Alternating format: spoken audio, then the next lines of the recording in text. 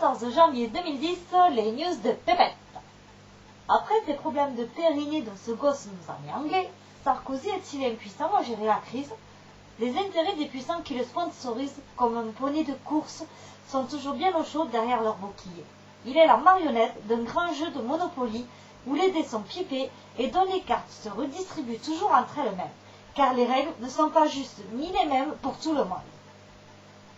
Favoriser l'actionnaire, la rente et le rentier derrière un discours sur la valeur travail sert à berner les bobos qui croient que cette crise est due à...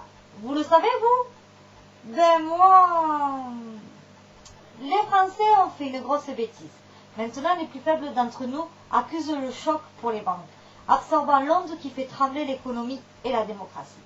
Citoyens, restons dignes, soyons lucides. Sarkozy ne gère pas l'intérêt des Français. Comment le pourrait-il?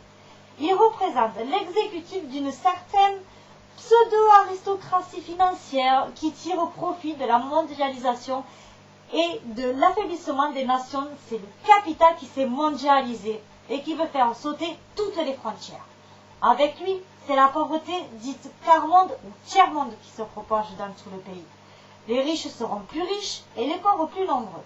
L'État disparaît et avec lui, le pacte social de la République française, pour cause de failles.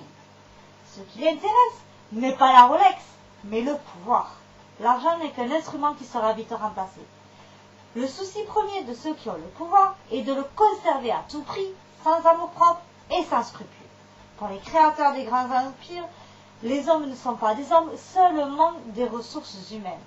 Alors, sommes-nous tous donc devenus impuissants?